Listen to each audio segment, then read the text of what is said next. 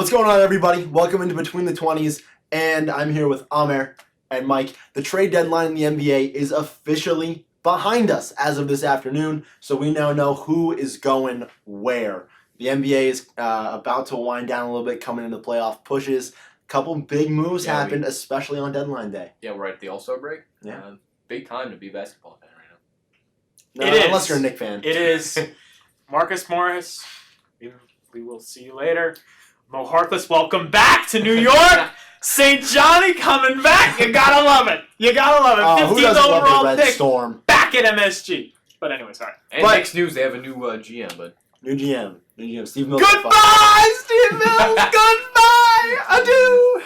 Oh, man. Too bad you still have James Dolan. that's true. I like G. He's willing to spend the God. money. Just can't find the right guy. Give him time. No one wants to go anyway. But trade deadline is... Let's talk about some relevant teams. Trade Yes. deadline is just past us, and we're going to go here with some rapid reaction to some of the biggest deals that went down in the past couple hours, past couple days. If you're looking at a couple of these trades. Yeah. But we're going to start with probably, at least what I think, was the biggest, most impactful one. Yeah. At Definitely one least in terms of what's happening with both of these teams looking towards the future. The Warriors and the Timberwolves. Timberwolves very active at the trade deadline. Very, very active. Yeah. Warriors and the Timberwolves swapped DAngelo Russell, going to Minnesota, for Andrew Wiggins, a top 3 protected first round pick, and a second round pick in 2021. Right. Amer, what's your little reaction to this? What do you think about this deal? I think this is actually pretty good for both teams. I think Timberwolves really had to make a move because their franchise player, Karl Anthony Towns, not happy. You saw his social media. He was not doing too well with the way this organization's going. They are second to last in the West. And getting this guy in, DAngelo Russell, one of Karl Anthony Towns' favorite, he's one of his best friends. So that'll make Cat more likely to stay in Minnesota. And this is definitely a move for the future. Although they did send away a pick, it's not this year's pick, so maybe it could be kind of a worse pick, a lower quality pick than we might think. And in terms of the Warriors, this just comes down to the fact that I guess their GM doesn't think that DAngelo Russell would fit with this team once Steph and Klay come back. I think I agree with that. Russell's definitely more of an on-ball guy. He kind of dominates the ball, and when you have Steph Curry, you can't have that. And so I think Wiggins can fit in as a wing in the system. I think he'll do well. So, and plus they got that pick, which is only top 3 protected, and if that doesn't convey, it's an unprotected pick in 2022. I like what the Warriors did with this pick. Watch the Warriors the next couple of years. Back to their dominance. Yeah, I think it was a good deal for the Warriors. I'm a little more skeptical if I'm a Timberwolves fan at this point. I mean, though it is like these two guys trading the other podcast to bring me here. Friends reunited. What? With the Karl Anthony Towns, D'Angelo Russell connection. D'Angelo Russell. But, I mean, here's my concern. D'Angelo Russell is supposed to be ball dominant, and he was on a team that literally struggled to win games almost more than the New York Knicks this year. That is very concerning to me if you're a scorer. So that's why I think I would not really want to go the route of D'Angelo Russell here, but if you're the Timberwolves in Minnesota, hands a little bit tied, I see why they did it. I don't know. I think I like D'Angelo Russell more than you. He was great with the Nets 2 years. Last year. He led them to the playoffs. He didn't have a great supporting cast, and they're actually they were doing better last year than they are now with Kyrie Irving. No, they have that. Who's the guard for it? Spencer Dinwiddie. Yes, that guy. But he was on He's the very team good. last year. I know, but he's very good. I agree, but but there's no one good on the Warriors. They're horrible this year. With Draymond Green and Dre is D'Angelo not Russell good. should do better than they did. Dre That's is my not concern. good without all-star teammates. That's my concern. He's not a guy that can put up 20-plus points with. He's a glue guy, and you can't really win with the glue guy being your second best player on your team. That's It fair, just- but I just think that's the only reason I throw caution to the wind. So, Timberwolves Timberwolves here- hit us up with the next. Timberwolves here obviously are hoping that he regains his Brooklyn form. Yeah. Great deal so for the they're Warriors, banking though. on. Great deal, yes.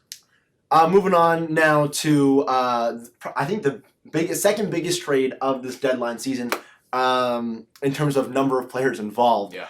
7 players here in this 3-team trade between the Heat, the Grizzlies, and subsequently the Timberwolves once again.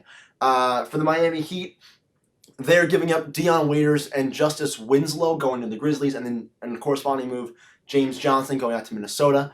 The Memphis Grizzlies, in turn, are now giving up, Andre Iguodala, Solomon Hill, and Jay Crowder, all 3 of which are going to the Miami Heat. Yep. And Georgie Yang is going to the Grizzlies as James Johnson goes to the Timberwolves. So a lot of moving parts here. But to sum up, Miami Heat are getting Iggy, Solomon Hill, and Jay Crowder.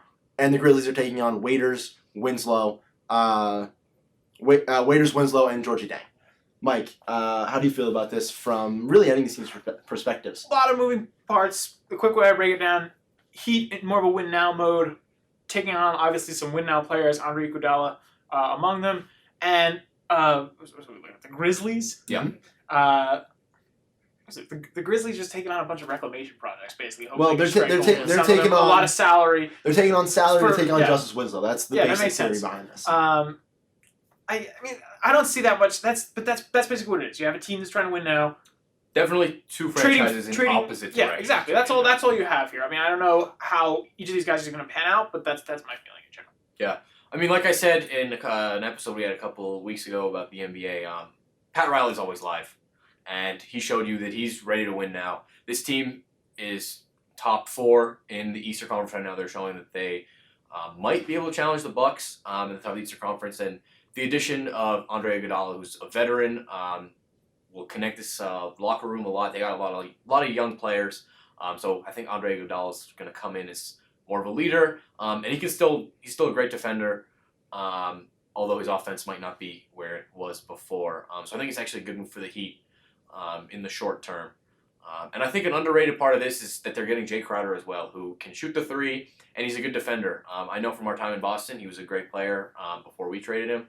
The garbage disposal? What's his name? Jay Crowder? Jay Crowder. What? The dumpster. The garbage? Garbage, man. It's something. Jay Crowder, good. He's a good 3-and-D guy, and that's kind of what you're looking for. He's not ball dominant. He can fit into this team. So I like the move for the Heat. For the Grizzlies, they had to get rid of Andre Iguodala. He just was refusing to play, and he was getting called out by his teammates, namely John Morant, the future of their franchise. So once Iguodala, their hands were tied. They had to kind of trade him, get something back for him instead of just buying him out. I don't know who I could. So I guess I like it. Who are you thinking of? Yeah, I Who don't know. knows? Mike's got a lot of basketball players all up in his head. Yeah. But yeah, sum up Grizzlies. I think Grizzlies kind of stayed as good as they're not that great anyway. Maybe they're vying for the 8th seed, but this is more of a future move for them. Yep, totally. Finally, as we mentioned, the one before was the second biggest in terms of players and items moving. Now for the big one. Yeah. 4 teams. I don't think I've ever seen a 4-team trade before. 12 players are moving. This is absurd. That's the equivalent of one whole team for those keeping track of team players. We'll give you the abridged version of this, but the 4 teams involved are the Rockets, the Hawks, the Nuggets, and the Timberwolves again. But the biggest names moving. Robert Covington goes from Minnesota to Houston. Yep. Going from Houston to Atlanta is going to be Clint Capella, Pancake Mamba, as he's known in China. That's a nickname, apparently. Denver Nuggets are getting rid of Malik Beasley and Juan Hernan Gomez and a couple picks. Moving back and forth here. Timberwolves are getting 2 first-round picks, including Houston's 2020 pick. So a lot of moving parts. The main pieces, though, Clint Capella going to Atlanta and Robert Covington going to Houston. Amir, what's your immediate reaction? Yeah, so like you said, a lot of this stuff is fluff, so I'm not going to really talk about that. In terms of the Rockets, I don't really get this move. They're trading their tallest player on the team. Interesting for Robert Covington, who now becomes their tallest player on the team. Once again, like trading me away. Which Robert Covington's a good player. He's a good 3-and-D guy. He'll fit into the system well, but they just, especially on the defensive end, I just don't see how they're going to match up with these top teams. I don't think they have the size to match up with the Clippers, with Paul George, Kawhi Leonard, and Montrezl Harrell. And obviously, Lakers with Anthony Davis. Nuggets have Nikola Jokic. The Jazz even have first-time All-Star Rudy Gobert. The So Stifle Tower. Their bigs they're gonna have to. They're living and dying by the 3. They're going all in on the 3-point line. They're going all in for the analytics right now, and it might work, or they might miss 17 straight threes like they did against the Warriors a couple of years ago and crap out in the playoffs. I don't really get this move. I know the Rockets were trying to maybe trade for someone else, get maybe Andre Drummond, but they couldn't pull it off. So I think overall this is not a great trade for the Rockets. And for the Hawks, I think this is actually really good for them. Clint Capella is a young center. They have a guy to pair with John Collins now, who both of them have been having pretty solid seasons. And of course, Trae Young. This is a young team. They're going to be live very soon. And the addition of Clint Capella just makes them even better. So although they're horrible right now, watch them in a couple of years. I think they have Golden State Warrior-esque potential moving forward. Yeah, I agree with Amir. I think the only thing I'm going to add to that really is just the Rockets now lose obviously a big man, or a big rebounder too. And I think that's kind of the thing that goes unsaid in today's NBA, where the three-pointer is valued so much. That means you're missing more shots than ever before, which means that, honestly, unless you have a stretch 4 or stretch 5 in there, you want a guy who's able to get the rebounds. And if you're trading away Clint Capella, that doesn't fare well for a team with Russell Westbrook and James Harden at the 1 and 2, who are bound to miss some shots quite frequently. Yeah, they just gotta hit their threes.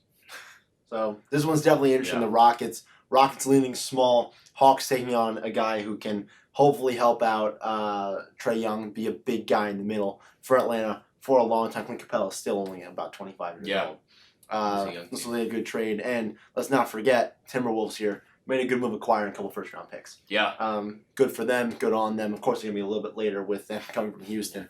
But unless you guys have any more comments, that about wraps it up. As always, check us out here on these links: Twitter, Instagram. Drop us a comment, drop a like, let us know what you think about these trades or about any of the other ones that happened over the course of the deadline day.